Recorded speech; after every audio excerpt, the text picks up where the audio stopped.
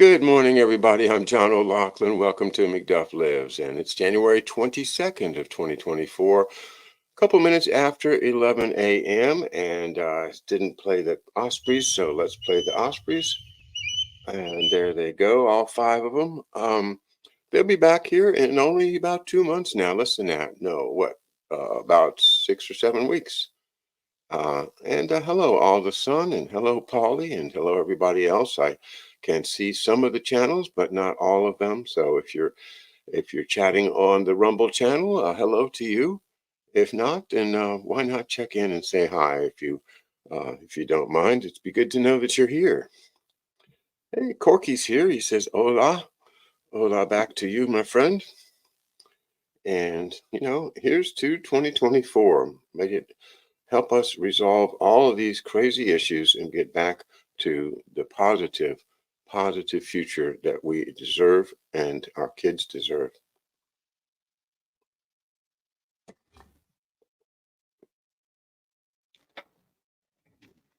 So this book, The Paperclip Conspiracy, I just wanted to point out that there is right on the cover a Templar cross, representing the Knights Templar. Why did he put it there?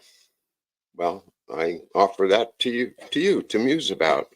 Why did Tom Bauer, the author, put a Templar cross on the front of the book, The Paperclip Conspiracy, The Hunt for the Nazi Scientists? All right, well, we were in the chapter called The Conspiracy, and we were on page 199. And this is when the book shows us, or the author shows us, that it was a conspiracy. It was a conspiracy to break the laws of the immigration laws of the United States in order to achieve the goal of those who, were behind this. And it's the Joint Chiefs of Staff at the time. And we're talking 1945, 46, and they want to get these scientists. And the big reason why they say it's so important is to so make sure that the Russians don't get them. So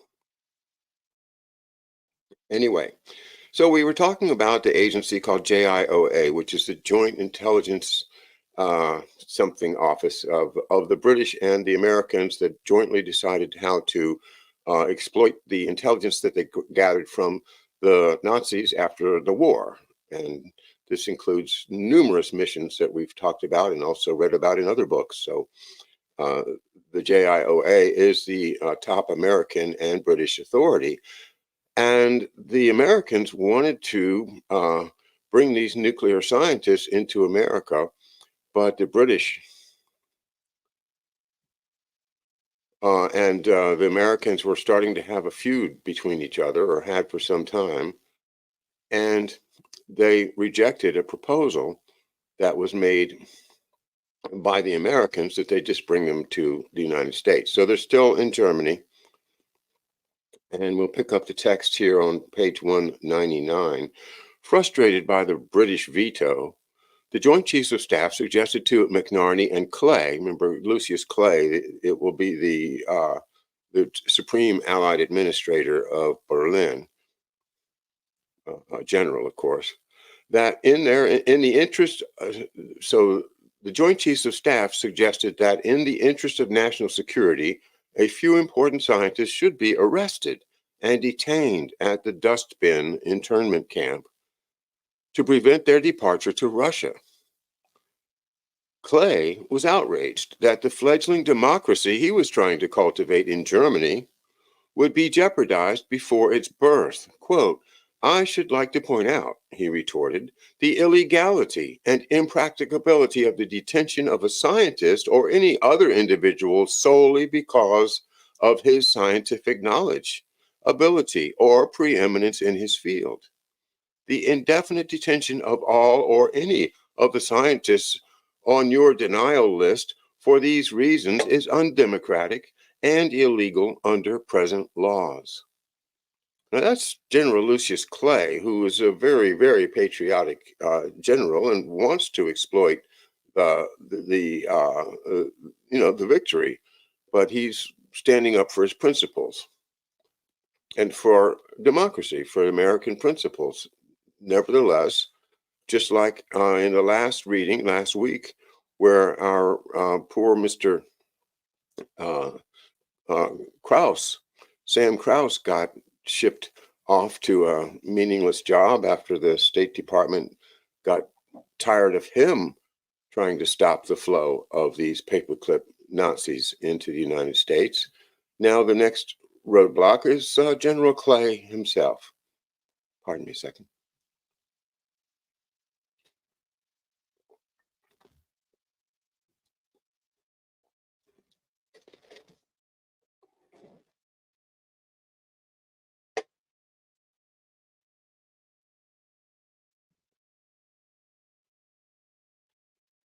In any event, dustbin was full.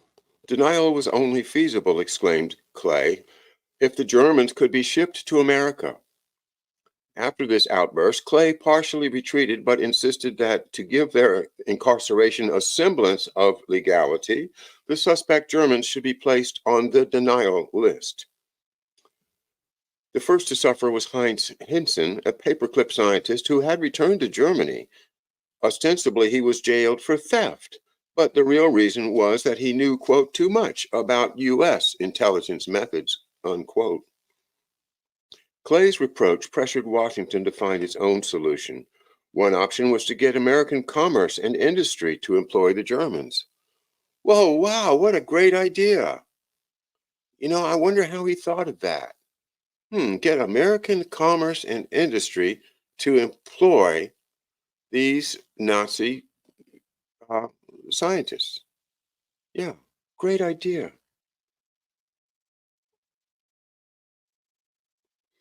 At a crisis conference in April, Chamberlain had suggested to his beleaguered staff that the Department of Commerce should be compelled to support paperclip by giving the denial policies a wide interpretation, quote unquote. Webb, that's Bosquet Webb, who we've talked about in 2 or 3 chapters before, he's this aggressive leader to trying to get all of the scientists in quickly. And what a strange name, Bosquet Webb, W-E-V is his last name.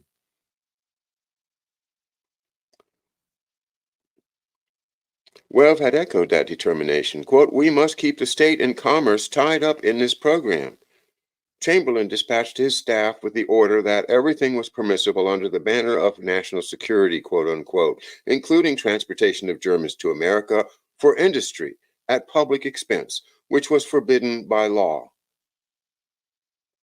There it is, the conspiracy.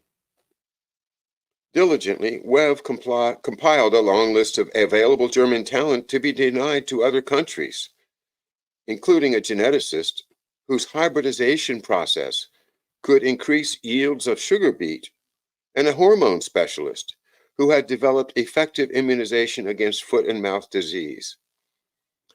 Now, do you think that's the only thing the geneticist and the hormone specialist worked on for the Nazis? Sugar beets. Industry was a natural silo for scientists whom the army was disinclined to lose. Quote, if we cannot encourage civilian agencies to accept and exploit these scientists, wrote Webb, they will be irrevocably lost to American science. Nevertheless, the Department of Commerce remained steadfastly uncooperative, although American corporations had for months been attempting to employ German experts. Oh, well, it's not a new idea then, is it? Especially in the steel, chemical, optical, and color printing industries. Disassociating commerce from paperclip, Ray Hicks of the Department of Commerce wrote to a disbelieving Chamberlain that such an enterprise was, quote, foreign to the normal activities of this department. But under intense pressure, Commerce reluctantly relented and agreed to farm out any scientists whom the Army admitted to the states as a, quote, denial or unquote, security case. It was, however, only a partial remedy, since it was primarily the military that wanted the Germans, and those who were most needed were barred by their Nazi activities. Nevertheless, with the, quote, very stubborn, arrogant, and unreasonable, unquote, Klaus, in the Pentagon's words, out of the way, the scientists complete files containing visa applications. And see, there you go, visa applications, 68,000 files, McDuff story. Their complete files that had been accumulating in JIOA's offices could now, in theory, be processed through the State Department without delay. One of these files belonged to Arthur Rudolph, the former Nordhausen production manager. By 1947, he and 117 other rocket team scientists had settled down in the parched desert of southern Texas. Slowly, they were reassembling a few V-2 rockets from the hundreds of crates transported from Germany. Life was dull except for the disquieting frisons between von Braun's closet court admirers and others on the team. Most of von Braun's confidants were not scientists. Karl Fleischer, who was in charge of providing food to Peenemünde, had been masquerading as a top scientist since their arrests in Germany, but in fact only managed the club in Fort Bliss. Magnus von Braun, the scientist's brother, acted as a messenger in Germany and performed the same function in America. Herbert Axter, the former patent lawyer and accountant, had become a fixer, while Walter Wiseman, an ordinary accountant, had been described by von Braun as an eminent scientist, but was in fact little more than a spokesman. This is stuff you don't get from Annie Jacobsen. This is von Braun bringing in his people and lying about them, saying that they're eminent scientists, but they're not. They're just spokespeople, messengers, even if it's his brother.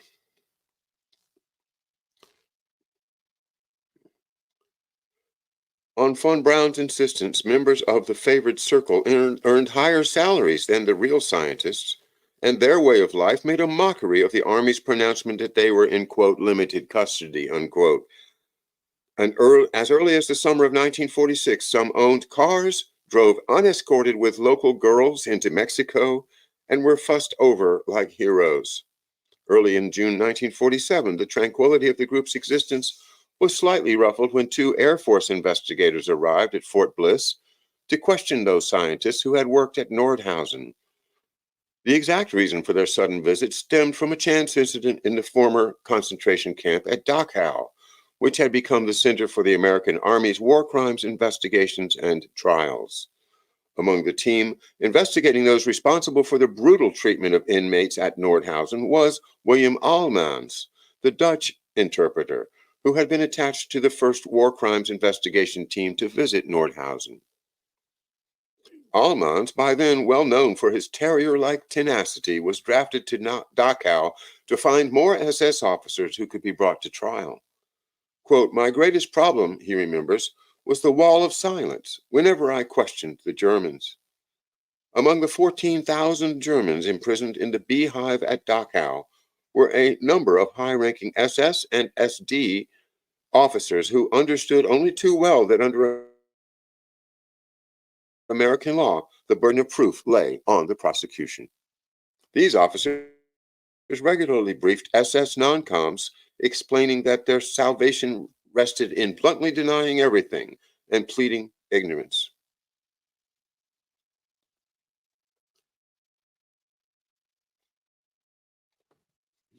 Well, I'm going to skip a few pages just in the interest of time. These pages have to do with Arthur Rudolph, also Georg Ricke, and the Dora project. And they are all important issues, but I'm going to skip over them. We have touched up on them in some other ways. Let's just move right on through to page 210 and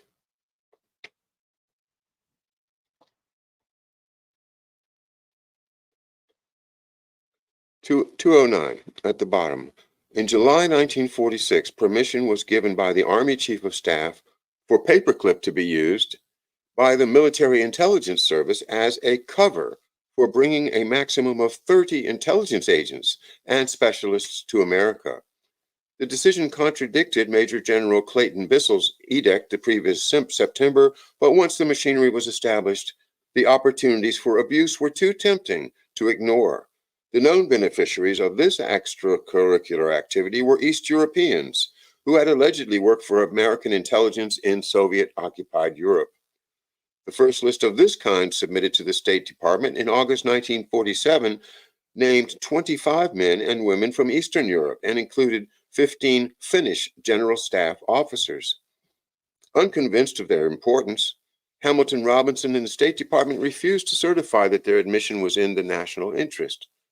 The identity of the other beneficiaries remains unknown. What is certain, however, is that the CIA and other agencies used Paperclip as a cover for importing those whom they wished to reward, but were too flagrantly incriminated to be officially processed.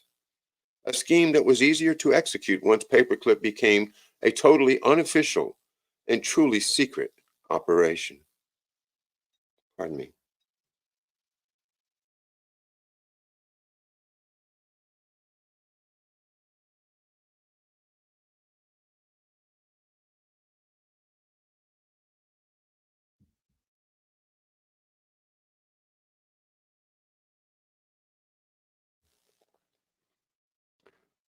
Officially, Paperclip was terminated on September 30th, 1947. In a public statement, the Army announced that during the, quote, procurement phase, unquote, 457 scientists and 453 dependents had been brought to America. But with so much unfinished business and so many demands from the military for more scientists, the pressure for continuation was overwhelming. In order to ensure the secret continuation of Paperclip, the Air Force orchestrated a chorus of praise for the genius of the German scientists. 209 scientists owned by the Air Force, it was claimed, had begun to open up new horizons in weapons technology, hitherto undreamed of. In the Air Staff's opinion, they were, quote, superlative specialists, the best available in the world today. And they were saving the Air Force millions of dollars and up to 10 years of work. These German engineers, the Air Staff asserted, are industrious, have technical and scientific training second to none, have production and operational experience in all types of advanced aircraft power plants, and have demonstrated initiative, invention, and practicability of design, unquote. The Air Force proceeded to inundate Washington with an endless series of top secret reports that listed projects masterminded by the Germans. Already underway were trials and experiments designed to test the feasibility of a diesel engine, new fuels and lubricants, guided missile control, helicopters, high temperature alloys, precision optics, infrared detectors, in-flight refueling, pilots' equipment for high-altitude flying, ribbon parachutes, and a gun sight for night fighters. Quote, of epic making importance, unquote. Most astounding of all were the advances in jet aircraft development that the German scientists had allegedly achieved. Theodor Zobel, Bernard Goethert, and Walter Botchus had delivered amazing calculations regarding airplane structures, delta wing configurations, and aerodynamics, which finally convinced the Air Force of the superiority of German over Allied designs. Other impressive achievements include pioneering work on engine test stands, optic developments for high altitude reconnaissance. Let's think about U-2, mapping, gun sights, and evaporographs. In the revolution of air warfare, the German contribution seemed paramount. From its ordnance laboratory in Maryland, the Navy reported that the German mathematicians, aerodynamicists, and experts in heat transfer had proven, quote, that their professional education and training were, quote, superior to that of any U.S. personnel available, unquote. The Herschel wind tunnel was running at Mach 8, 3 times the speed and 10 years ahead of the best American tunnel. Other Germans had produced original research on acoustic weapons. Acoustic weapons, huh? counter devices and explosives, and the Signal Corps reported that the Germans had made contributions of an unusual and fundamental nature to the realms of equipment design and development. To critics, the general euphoria seemed suspect. Later analysis would in fact suggest that some of the research was little more than a year ahead of the field, and that the Germans' true value was their availability as highly experienced technicians and engineers, cheap labor for the military, which could not afford to hire Americans with similar qualifications. Isn't that interesting? The military used to have to have a budget. It wasn't like just go to the CIA and say, let's do this. Of course, CIA drives the military budget, but this is, the old military where they used to actually have to come up with specific money for specific things. No longer. But that's why they had to have these technicians, or wanted to have these technicians, because they couldn't afford to hire, MIT scientists.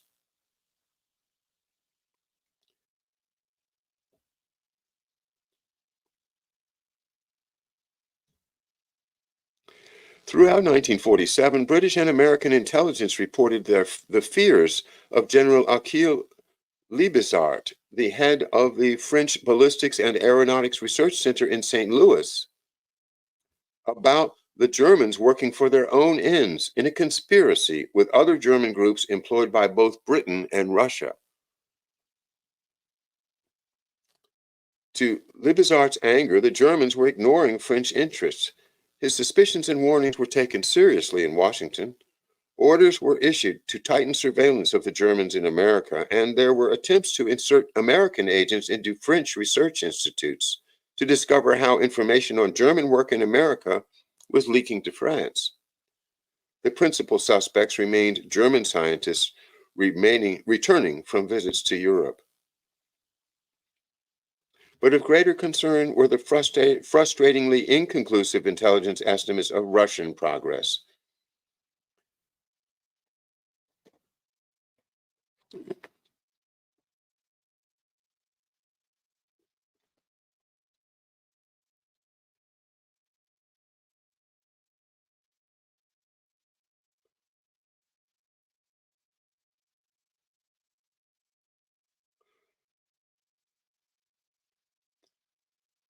Those involved in Paperclip were in no doubt as to what that capability implied. As at Fort Bliss, the Germans were pioneering work on Hermes 11, a $4 million ramjet-propelled rocket with a range of 400 miles at 12 miles altitude and Mach 3.3. Yet, according to a report by an independent team, progress was slow and was severely hampered by the group's, quote, security and citizenship status, unquote. Their feeling of insecurity, it was hoped, would be cured by a new Paperclip project. Although Paperclip had been officially terminated, certain politicians and the military had decided that it would continue in secret. The president was apparently not informed. Euphemistically, those involved in the conspiracy talked among themselves about the, quote, procurement phase, having ended to be replaced by a, quote, denial program, unquote, which served the same purpose. By the way, when they say denial program, in case you haven't got it yet, they're saying deny it to the Russians, deny it to other powers and that's the motivation for snatching these scientists.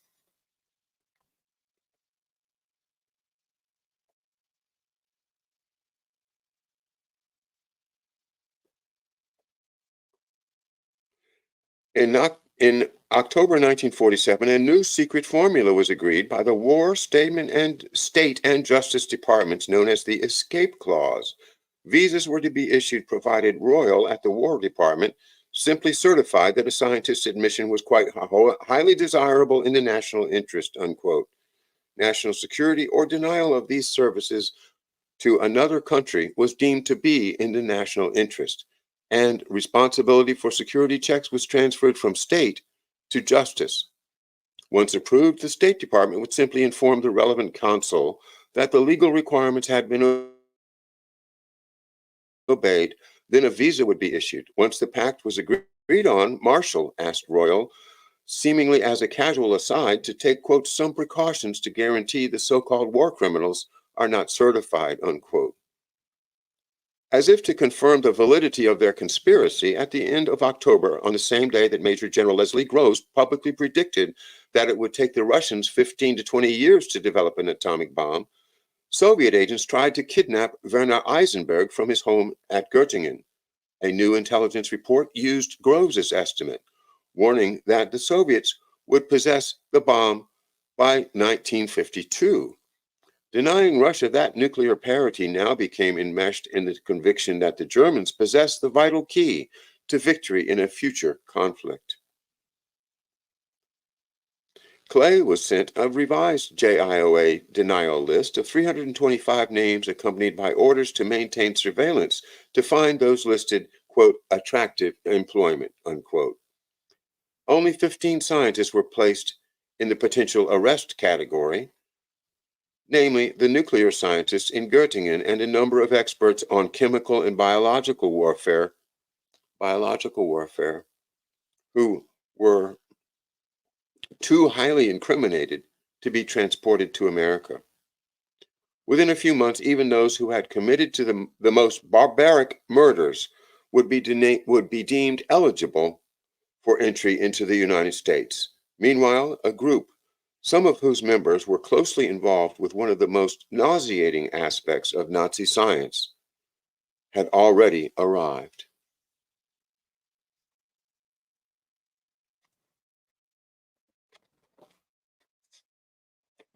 Pardon me.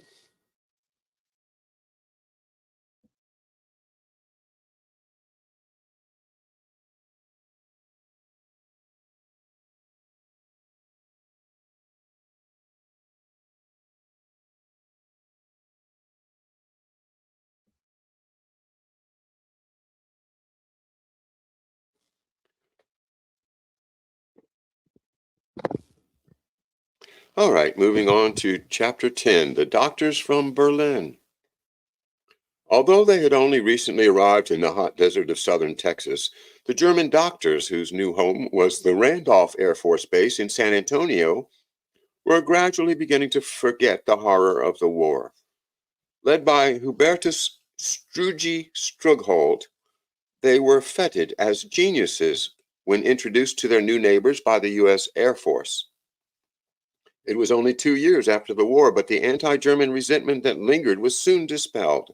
With charm and tact, they eventually blended into their new environment, as much as traditional Germans could be expected to do. San Antonio was a fortunate location for this particular group of paperclip scientists. Living 4,000 miles from Berlin, most of the locals could not even remotely imagine what had happened in Europe.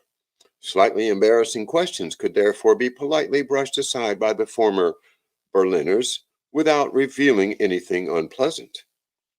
Even those Americans who knew their secret did not dare, either before or after the Germans became American citizens, to probe their involvement in the horrors of Nazism. Strughold's secret arrival in America in 1947 had been a carefully planned operation masterminded by Colonel Harry Armstrong, the wartime surgeon of the U.S. 8th Air Force. At the end of his distinguished career, in 1976, he would boast that the 34 German aviation doctors he brought to America had saved, quote, a great many millions of dollars, unquote. Before the war, Armstrong had been an enthusiastic admirer of Strughold's and the German aviation doctors. They had met at an aviation medicine convention in Washington in 1934, an encounter that would later save Strughold the discomfort of prosecution as a war criminal. Throughout the conflict, as the flying fortresses mercilessly transformed many of Germany's elegant, ancient cities into a moonscape of rubble, Armstrong had monitored with fascination German innovations and developments, examining equipment salvaged from crashed Luftwaffe planes and studying interrogations of captured air crews. His conviction that the German aviation doctors were the outstanding masters of his infant science was continually reaffirmed. From his pre-war meeting with Strughold, of whom of which he retained fond memories. He recalled that, quote, "We became quite good friends for 2 or 3 days, and we had some common bonds," unquote. Armstrong never asked about nor showed the slightest interest in the circumstances under which his prodigies had served the Nazi cause. Born in 1899 on a farm in South Dakota, Armstrong was appointed a flight surgeon in 1931, when flying was still a spectacular and rudimentary art. Never rising above 18,000 feet in their biplanes, fighter pilots sat in drafty cockpits, fearing frostbite, suffered temporary blindness as their goggles fogged up, and were occasionally overcome by blackouts or carbon monoxide poisoning. In those days, few pilots and none of the small senior air staff imagined that flying could ever be different. At the end of World War I, the tiny cadre of aviation doctors in America, as in every other country, closed down their primitive laboratories, certain that most of the problems of flying had been solved. Their lack of foresight was shared by air crews, but not by Armstrong, who in 1935 became the director of the Aeromedical Research Laboratory at Wright Field. In Dayton in 1935, Armstrong had been subjected to ridicule when he publicly predicted that planes would eventually fly faster than the speed of sound. In retrospect, it seems a remarkable insight, especially since in 1935, aeromedicine was still a crude service. Armstrong's department's method of protecting pilots from freezing temperatures was simply to clothe them in reindeer skins. Armstrong's pre-war achievements, despite an annual budget of only $100 for equipment and $600 for animals, were impressive by American standards, but paltry compared with Strughol's. Aviation medicine was a German innovation, pioneered in 1912 by Nathan Zuntz, a Jew from Berlin. By the early 1920s, eminent doctors in two major research institutes in Berlin had begun to probe the limits of pilot endurance. Inside centrifuges and pressure chambers, as well as on actual flights, they dangerously experimented upon themselves in order to judge the effect of violent changes in speed and height, and to calculate the optimum mixture of air and oxygen that would save pilots from unconsciousness and death at higher altitudes. In the small international world of aviation medicine, their courage, insight, and results had been regarded with awe and discussed at Congresses with reverence. Even in the isolation of war, Armstrong felt that the German doctors were worthy friends who, by misfortune, had become temporary enemies. In May 1945, the American Air Force's chief surgeon, Major General Malcolm Grow, was determined to restore their pre-war relationship. The Germans' accumulated knowledge was to be part of America's booty of war.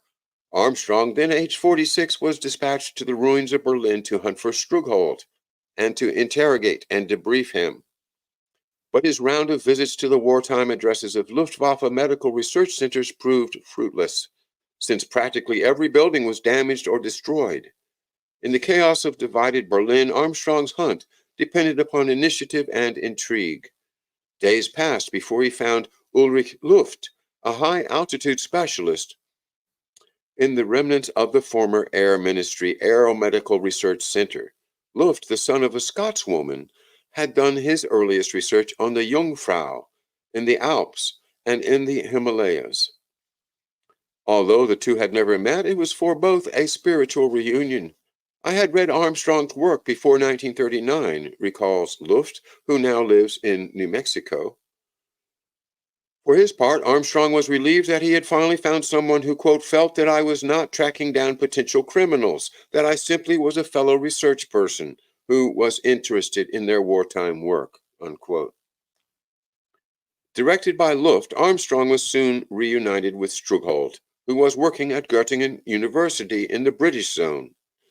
The horrors of war temporarily forgotten, the two doctors began intense mutual cross-examination to establish their progress during the previous 6 years. In that short period, their specialized craft had been revolutionized.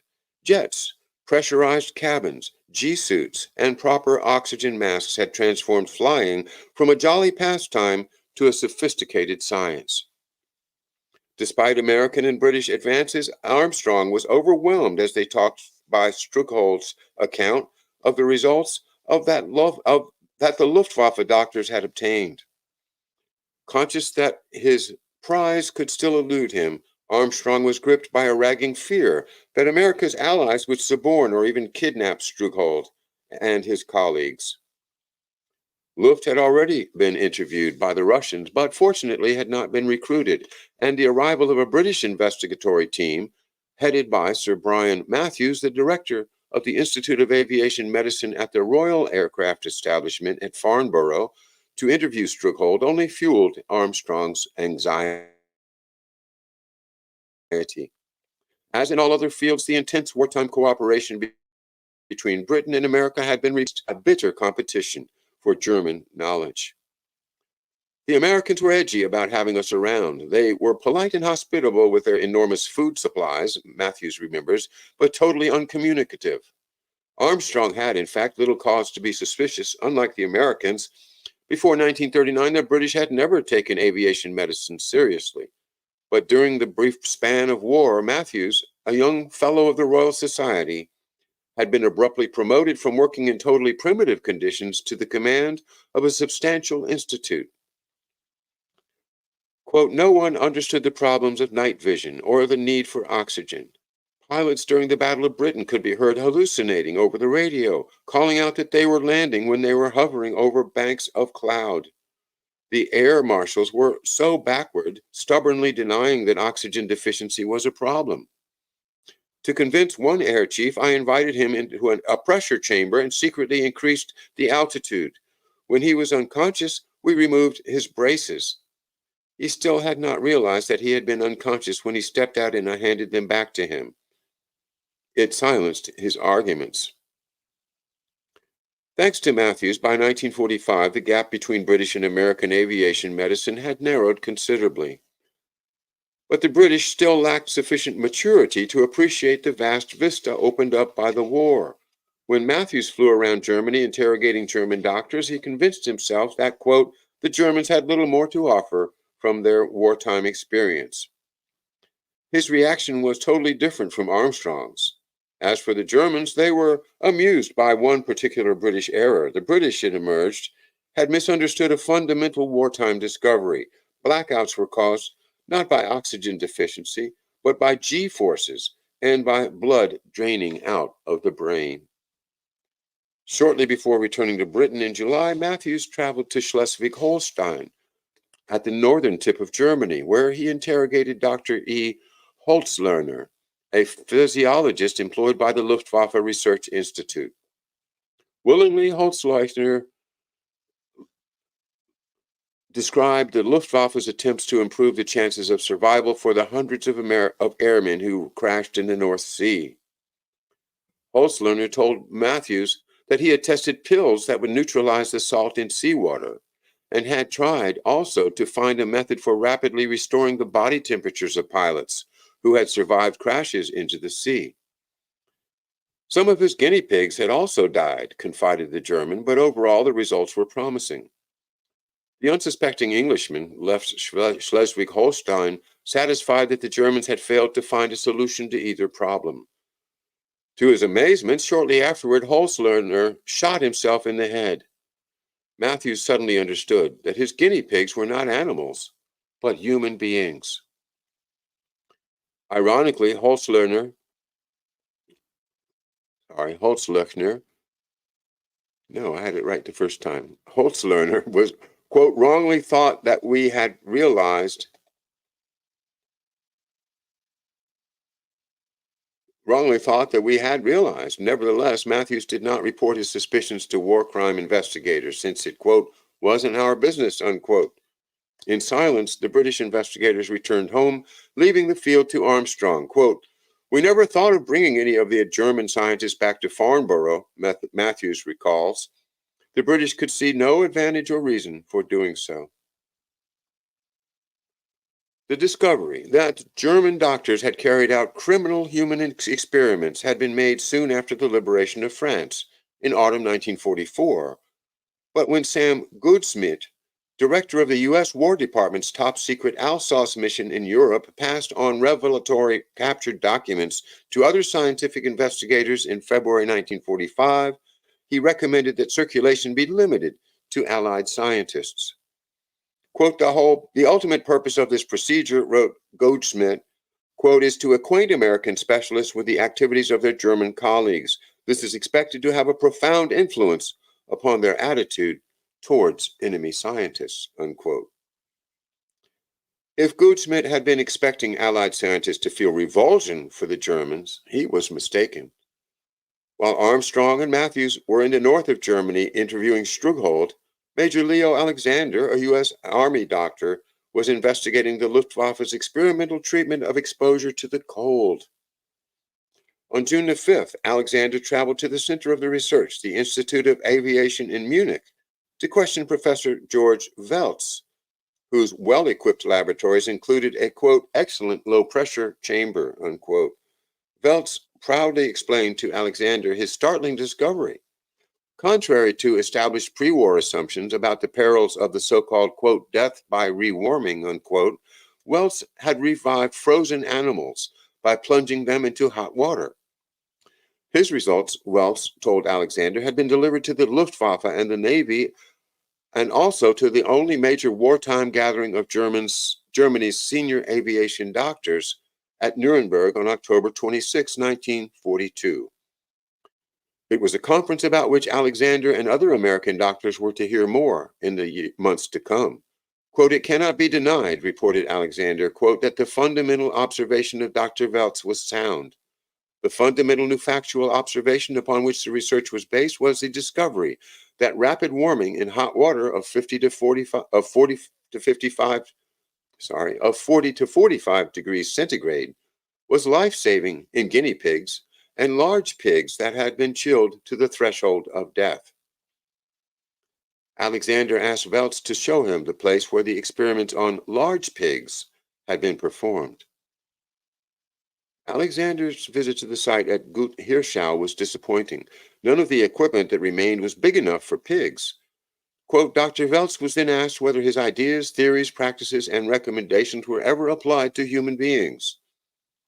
Enthusiastically, Welz asserted that the Navy had found his, quote, methods were excellent, but could produce no confirmatory evidence from his files.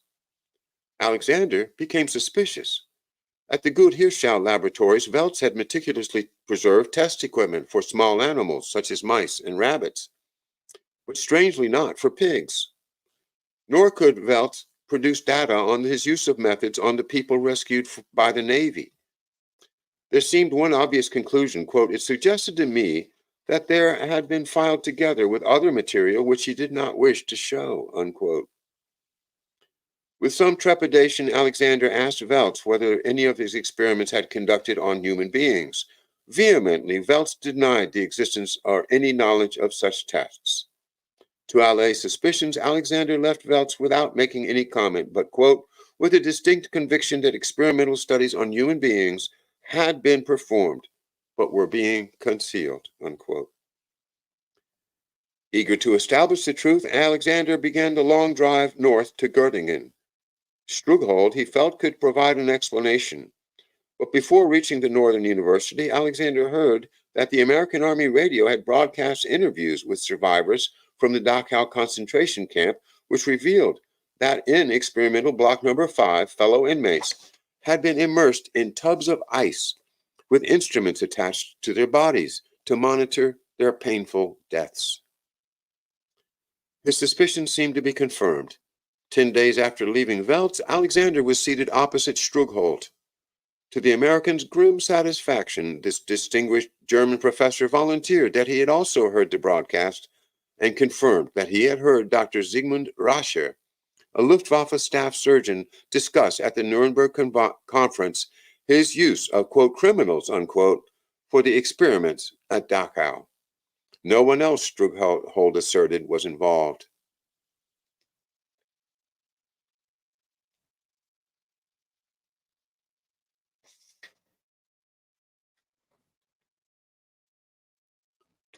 The following day, Alexander walked into the neighboring office of Dr. Friedrich Rhein, Germany's most outstanding physiologist.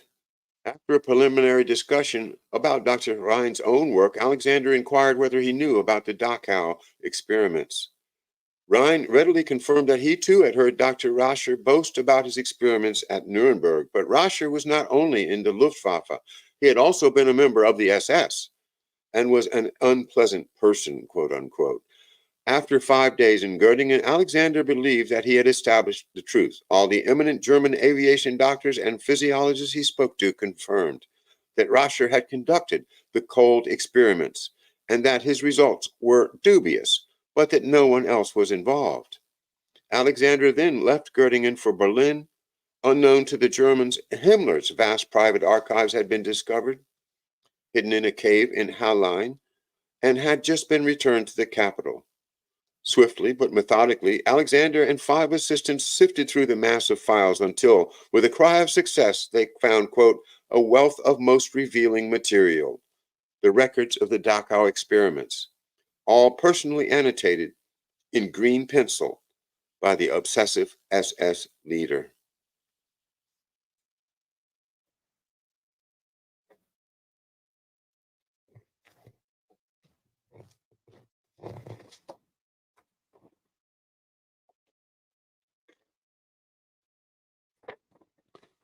Well, follows a number of examples of the horrors of German medicine experimenting on what they called large pigs. You know, this is uh, this is the reality of our importing Nazis into this country, is to import their morality, to say the end justifies the means. And we are going to continue learning by experimenting on human guinea pigs. Why? We don't know the answer yet. I would like to think that there's some good reason, perhaps, to identify all the basic parts of the human genome and be able to cure disease by studying that.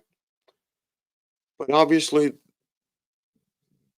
during peacetime, these studies are not done. It's only in wartime that they can do these things without getting caught, unless they're working already in a conquered environment, a hidden environment like Kaiser Wilhelm Institute, and being financed secretly by American, British, and other corporate interests, such as the Rockefellers, the Carnegies, and the British in their Wellcome Trust and other efforts to continue the experimentation on the limits of human health and exploiting the work of war criminals. Well, I'm going to leave it there for today's reading. Obviously, there's at least one more chapter to be gone through, and we haven't finished the Doctors from Berlin chapter either. So there's some more to be gained from this book, and we'll do that next Monday here at 11 a.m. at McDuff Lives. Thanks for being with me this morning. I will see you tomorrow at 11 a.m. with our good friend Harley Schlanger of the LaRouche organization.